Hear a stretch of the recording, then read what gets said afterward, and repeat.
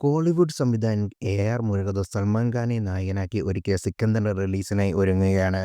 കഴിഞ്ഞ 17 വർഷത്തിനിടെ അദ്ദേഹത്തിന്റെ നേരിട്ടെടുക്കുന്ന റീമേക്ക് അല്ലാത്ത ആദ്യ ഹിന്ദി സിനിമാ ചിത്രം കൂടിയാണ് ഇത്. സൽമാൻ ആരാധകർ സിക്കന്ദറിൽ ഒരു രാഷ്ട്രീയ ആക്ഷൻ ഡ്രാമയാണ് പ്രതീക്ഷിക്കുന്നത്. പിങ്ക് വില്ലയ്ക്ക് നൽകിയ പ്രത്യേക അഭിമുഖത്തിൽ ശിവകാർത്തികേയൻ അഭിനയിക്കുന്ന തന്റെ അടുത്ത ചിത്രമായ ശിവകാർത്തികേയൻ നായകനാകുന്ന മദ്രാസിനെക്കുറിച്ച് എ.ആർ. മുരുകദോസ് വിശദാംശങ്ങൾ വെളിപ്പെടുത്തിയിരുന്നു. മദ്രാസി ഒരു ആക്ഷൻ ചിത്രമാണ്. ഗജനിയുടെ മാതൃകയിലായിരിക്കും ഇത്. ഇരുണ്ട വശമുള്ള ഒരു പ്രണയകഥയാണ്. അവസാന ഷെഡ്യൂൾ ഉൾപ്പെടെ ഏകദേശം 22 ദിവസത്തെ ഷൂട്ടിംഗ് ബാക്കിയുണ്ട്. ഏപ്രിൽ പകുതിയോടെ ചിത്രീകരണം പുനരാരംഭിക്കുമെന്ന് പ്രതീക്ഷിക്കുന്നു. തുപ്പാക്കി സംവിധായകൻ പറയുന്നു. രുക്മിണി വസന്ത് നായകനായി അഭിനയിക്കുന്ന മദ്രാസി അവരുടെ രണ്ടാമത്തെ തമിഴ് ചിത്രമാണ്. ഒരു പഴയ അഭിമുഖത്തിൽ മദ്രാസിയിലെ നായകന്റെ കഥാപാത്രവുമായി ബന്ധപ്പെട്ട ഒരു സവിശേഷ ഘടകമുണ്ടായിരുന്നുവെന്ന് എ.ആർ. മുരുകദോസ് പറഞ്ഞു. അതെന്താണെന്ന് അറിയാൻ നമുക്ക് കുറച്ച് മാസങ്ങൾ കൂടി കാത്തിരിക്കാൻ.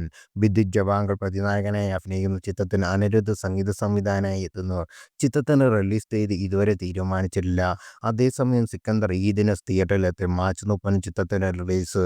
നട്യാല ഗ്രാൻഡ് സൺസ് നിർമ്മിക്കുന്ന ചിത്രത്തിൽ സത്യരാജ്, രശ്മിക മന്ദാന അടക്കം വലിയ താരനിര തന്നെ അണിനിരക്കുന്നുണ്ട്.